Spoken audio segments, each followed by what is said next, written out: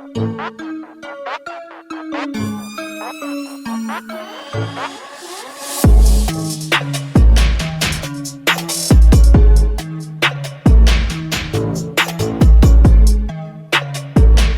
yo, what it do YouTube? It's your boy Alvin MB10, aka AMR10, and what I got for you today is some more NBA 2K23 Next Gen. Now the build I have for you today happens to be the Beard, aka the best James Harden build on NBA 2K23 Next Gen. And honestly, if they're looking for a replica build to make for this man, this is where they should look, because ladies and gentlemen, the build comes with really good finishing, the ability to get some nice contact dunks.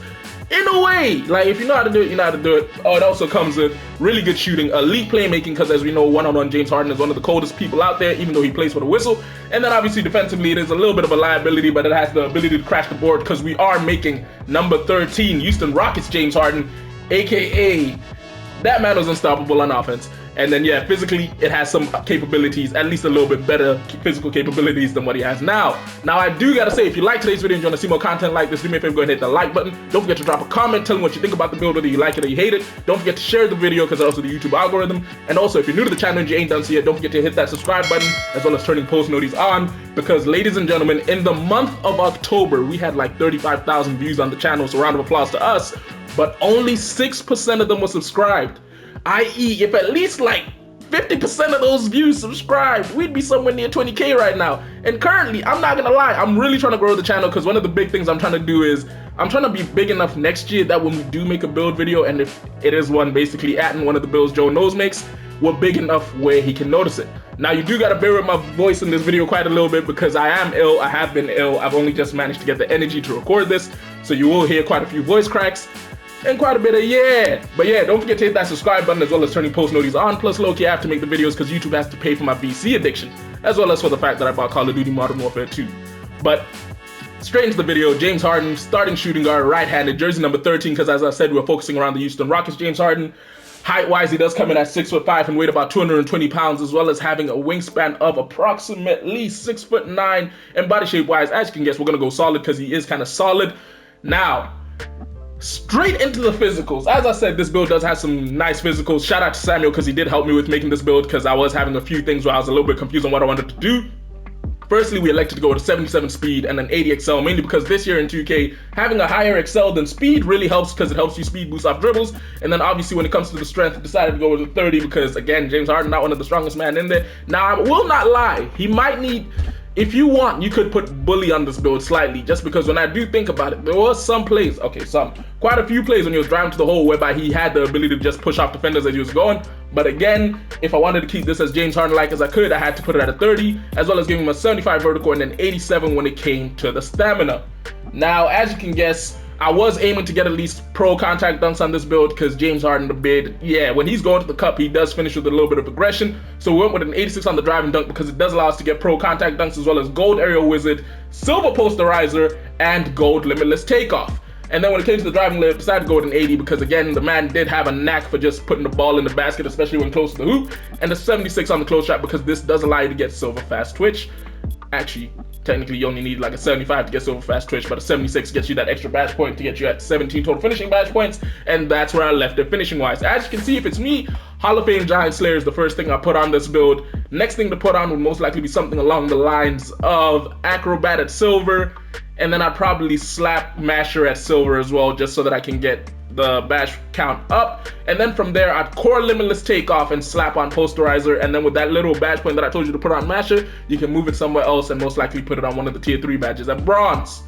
Now, next thing to look at is shooting. As I said, this is one of the really good shooting builds, because for those of you who remember, at the time this man was in Houston, he was unstoppable, especially with the refs helping him. So we decided to go with an 82 when it came to the mid-range jump shot. When it came to the 3-ball, decided to put this as high as we possibly could at a 92, because Samuel was determined to get gold limitless range on this build.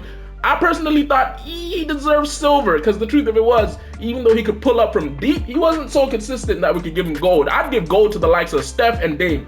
James, I'm not too sure, but Samuel managed to convince me. Then on the free throw, obviously got to go with an 80, because you will be taking this build into Pro-Am of the Rec, and in which case you need to be able to knock down free throws, because in those modes, if you can't, I ain't gonna lie to you, everybody's calling to hack you. Now, as you can see, this does allow you to finish with 26 total shooting badge points. Great thing here is all the tier 3 badges are gold.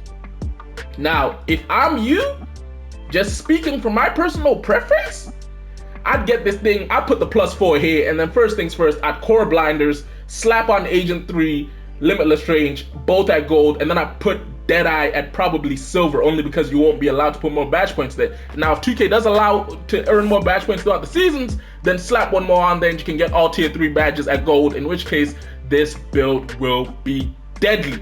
Now, playmaking. As I said, James Harden, one of the best one-on-one players out there, so we decided to go with an 80 when it came to the pass accuracy, because again, he had an ability to move the ball even when defenders really pressured him.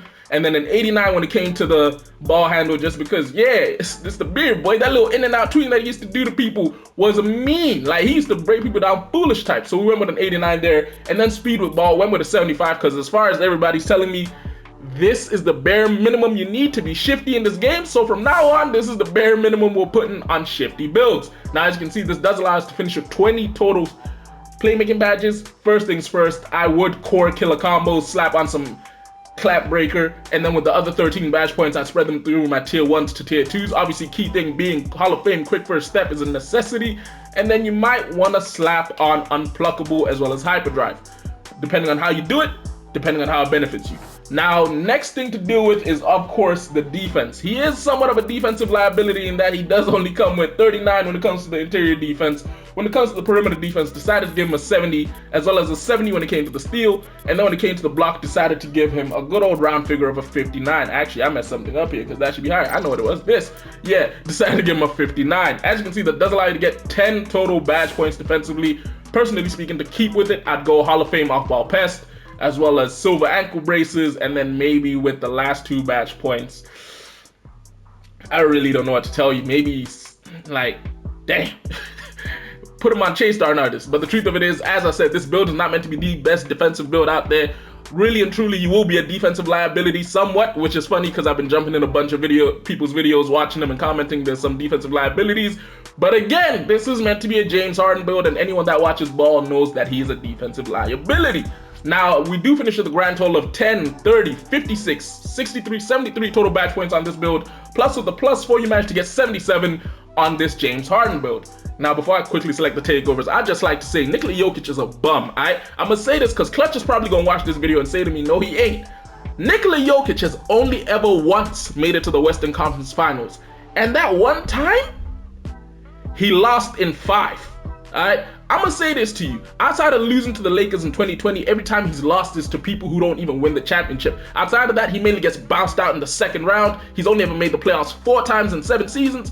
The man is overrated. He's just average. But yeah, primary takeover on this James Harden build. First one, I'm gonna go with his ankle breaking shots because fear the beard. That boy got a nice little size up into a jumper. And then the second I'm gonna go with is something along the lines of easy blow-bys because yeah, once he gets you, moving your feet a little bit on defense, he just gets by you and gets straight to the hole. Now what 2K says, the players that we get in the shades of are Desmond Bane, Bradley Beal, and Del Curry. I find this to be a little bit disrespectful. Mainly because Desmond Bane is a bucket from 3 and can bang it on anybody, I say anybody, majority of people when he's finishing at the cup, but we also need to remember defensively he is strong, so that's kind of disrespectful to him. Bradley Beal is not, he's a good shooter, but he's not to the point whereby you can put him that highly, and his playmaking is nice, but it's not to the point of Hall of Fame quick first step. So yeah, plus he does play a little bit of defense. Del, I never watched him as most people, I only know him because of his sons. But yeah, hopefully you guys enjoyed today's video, which if you did, don't forget to do me a favor, go ahead and hit that like button. If you're new to the channel and you ain't done so yet, don't forget to hit that subscribe button as well as turning post notices on. And don't forget to drop a comment telling me what you think about this build, because honestly, we took a little bit of time working on this one, and I personally feel like it is one of the best replica builds out there. Now, I'll catch you in a bit. I'm most likely going to go work on a tall 3-point playmaking point guard, or maybe I'm going to make a Ben Simmons build, but we'll figure it out. Anyway, it's been your boy Alvin MB10, aka AMR10. I'll catch you in a bit. Deuces.